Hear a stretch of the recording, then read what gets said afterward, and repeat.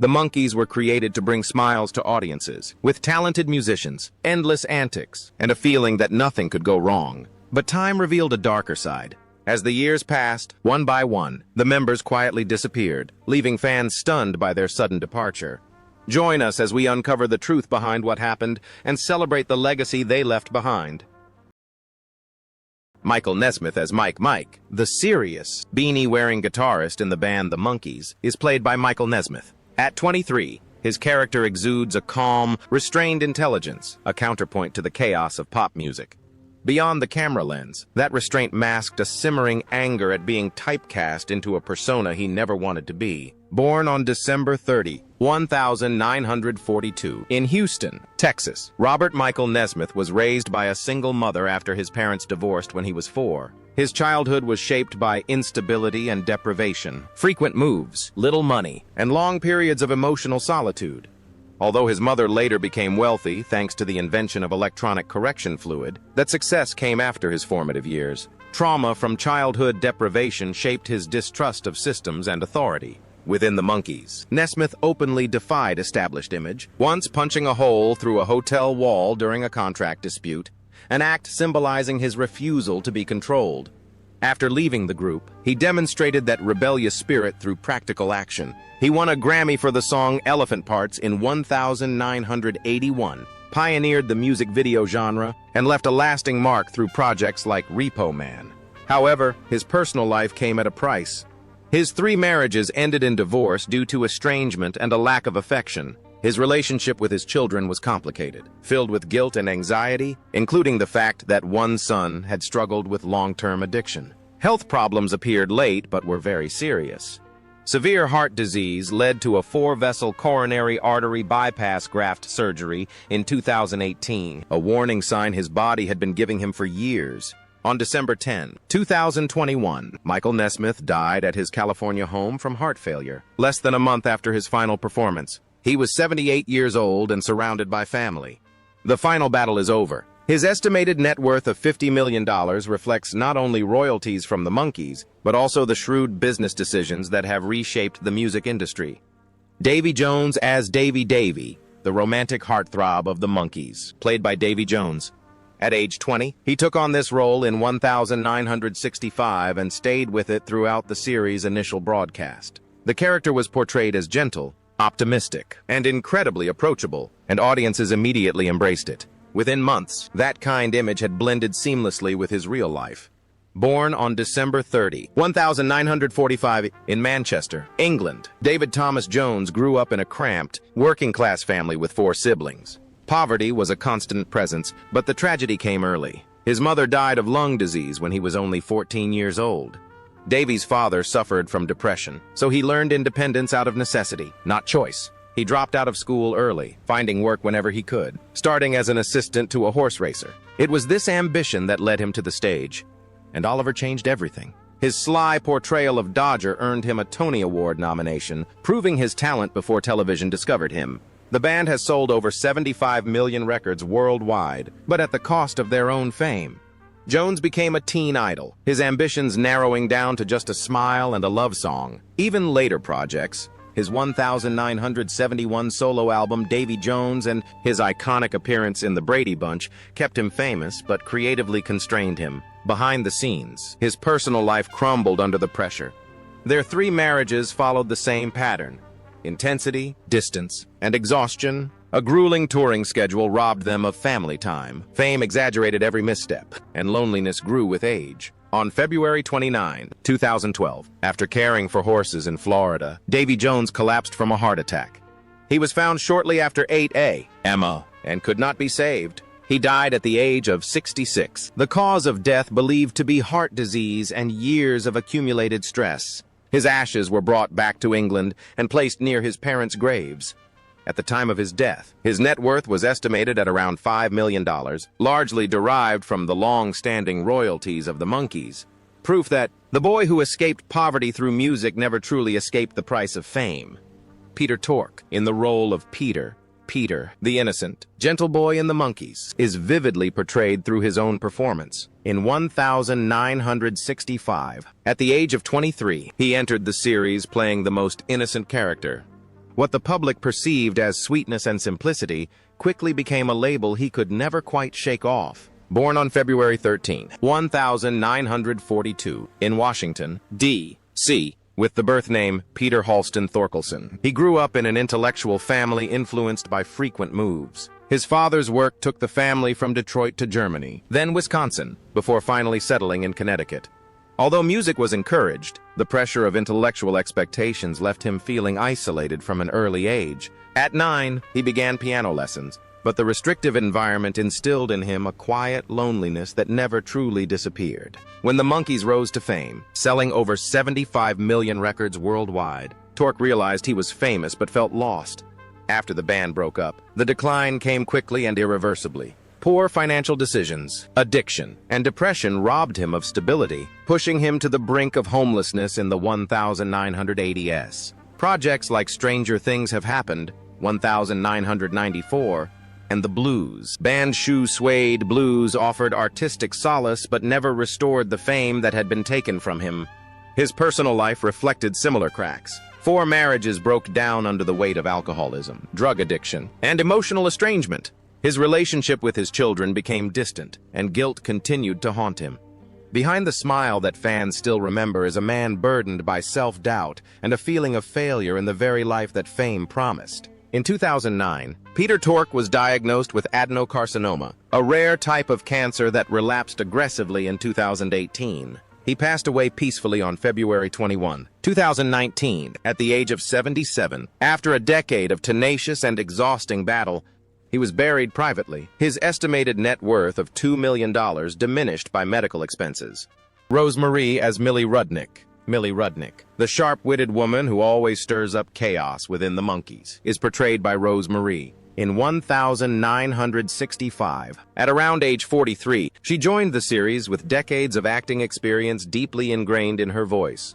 Her presence was more like that of a guest than a reminder that the entertainment industry has a very long memory. Born on August 15, 1923, in New York City, her real name was Rose Marie Mazzetta, and she grew up in a vaudeville environment rather than in a family. She performed at the age of 3, sang on national radio by the age of 5 under the stage name Baby Rose Marie, and her childhood quietly passed by. Her parents pushed her relentlessly, turning talent into survival and applause into obligation. While other children played, she worked, traveled, trained, and soon realized that love often came with conditions. Success came to her, but she lacked rest. Her career spanned 9 decades, cemented by her unforgettable portrayal of Sally Rogers on The Dick Van Dyke Show, a role that earned her 3 Emmy nominations and rare respect for women of her time. The Monkees were just one stop on a long journey that included roles in popular Hollywood television shows and later voice acting for shows like The Garfield Show. Her private life gradually faded into silence. She married only once, to musician Bobby Guy, and when he died suddenly in 1964, the loss devastated her. She never remarried. Afterward, she fell into depression, compounded by the death of her daughter, a wound she never publicly healed. Insomnia and anxiety became her constant companions, and work became her only escape from the stillness. Rose Marie passed away peacefully at home on December 28, 2017, at the age of 94, after lying down to rest and never waking again. Her estimated net worth of $5 million, built from royalties and a vast entertainment legacy, stands in stark contrast to her immense dedication to others before having the opportunity to choose otherwise. Burt Mustin as Butler. Butler, a frail man constantly observing his Monkees, was played by Burt Mustin. When the show began in 1965, he was around 83 years old, quietly becoming one of the oldest actors still active on television. Each appearance was as if he were living borrowed moments. Born on February 8, 1884, in Pittsburgh, Pennsylvania, with the birth name Burton Hill Mustin, his early life was quite ordinary and practical. He trained as a civil engineer, worked in sales, and lived a full professional life long before Hollywood took notice of him. His acting career came relatively late, surprisingly late, only after his retirement, when financial pressures forced him to change careers instead of pursuing his passion. His acting career began at age 67, an age when most careers end. Since then, he has worked tirelessly, appearing in over 350 television episodes, becoming a familiar face in American households in their old age. His roles in Leave It to Beaver, such as firefighter Gus, and in The Andy Griffith Show have cemented his image in popular culture, while the band The Monkees added a quiet but significant mark to a career built on his enduring legacy.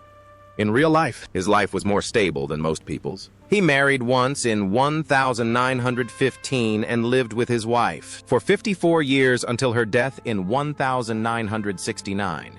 When she died, the grief left him feeling empty. Ultimately, Burt Mustin died of natural causes on January 28, 1977, at the age of 92 at a California hospital.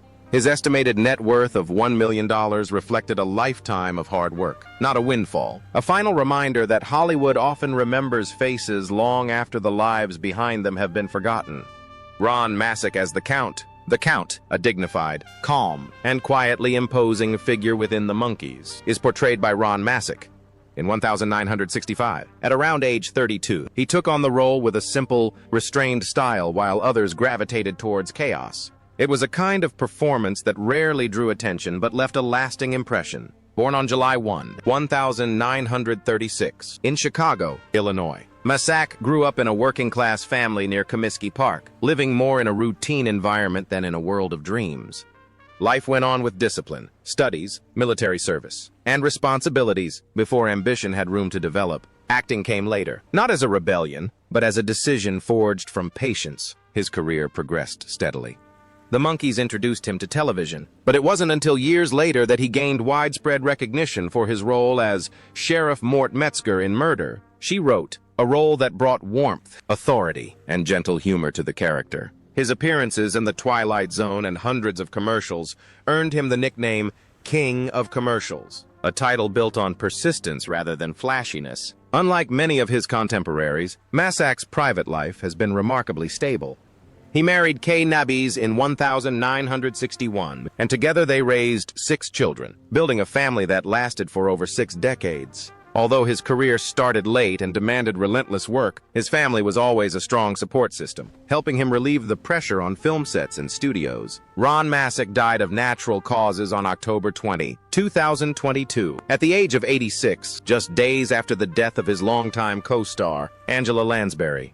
His estimated net worth of $1 million, derived from television, film, and advertising, reflects a life of stable dedication rather than extravagance.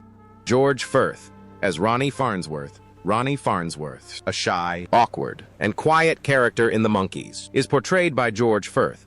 In 1965, at the age of 34, he took on the role with more restraint than ostentation. It was a kind of acting that revealed something deeply unsettling. Born on December 14, 1932, in Chicago, his real name was George Schweinfurth. He grew up in a stable family, received a formal education, and had a disciplined upbringing, but pressure still clung to him from a very young age. He expected success, chose the right path, and proved his ambition was justified. He attended Northwestern and Columbia, but the tug-of-war between acting and writing created a lifelong conflict that was never fully resolved. Despite appearing in countless television roles, his true recognition came from his behind-the-scenes work. His work, Company, earned him a Tony Award, while the lighthearted musical We Roll Along showed just how fragile success can be. Fame never brought him comfort. Writing required solitude, while acting demanded public attention. The conflict fueled anxiety, eventually leading to depression. Deep down, Firth kept his private life secret. He only came out as gay to those he trusted, a fact shaped by an era that scorned honesty. He often joked about avoiding interviews, but behind that humor lay emotional isolation and exhaustion, exacerbated by the difficulties of overcoming addiction. George Firth died on August 11, 2008, at the age of 75 from a lung infection after years of quiet decline. His estimated net worth of $850,000 was the legacy of a brilliant talent who never truly achieved financial stability. He left behind words, characters, and music, but carried within him the loneliness of a man who spent his life trying to explain himself through art, rather than life itself. Rip Taylor, in the role of Glick Glick, an unpredictable character who infiltrates the Monkees like a controlled chaos, was played by Rip Taylor himself. In 1965, at around age 36, he joined the series with the restless energy of a man who had learned to survive by speaking louder than his pain.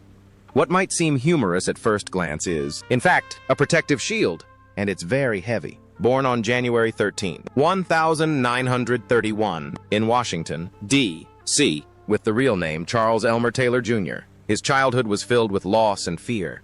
His father, a musician, died when he was only 2 years old. His mother was a nurse, and his father never came home. Living in an orphanage subjected him to abuse. Humor became his shield because laughter was the only way for him to stay grounded. On stage, he exploded. Confetti flew everywhere.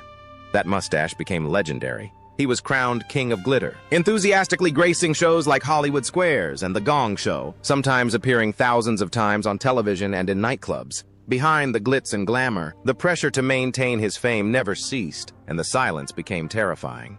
His personal life remained fraught with difficulties. His short-lived marriage to Rusty Rowe ended prematurely, leaving him childless and without a stable home.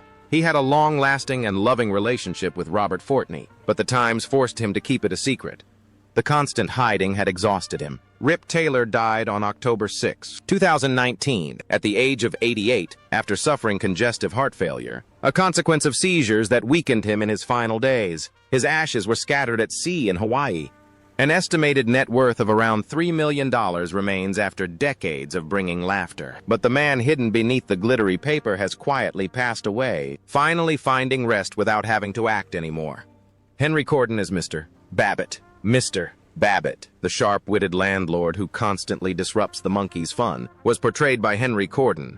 When the series began in 1965, he was 45 years old, bringing decades of struggle into a role built on authority and annoyance. That presence, brief but sharp, reflected a career he had pursued long before the show began.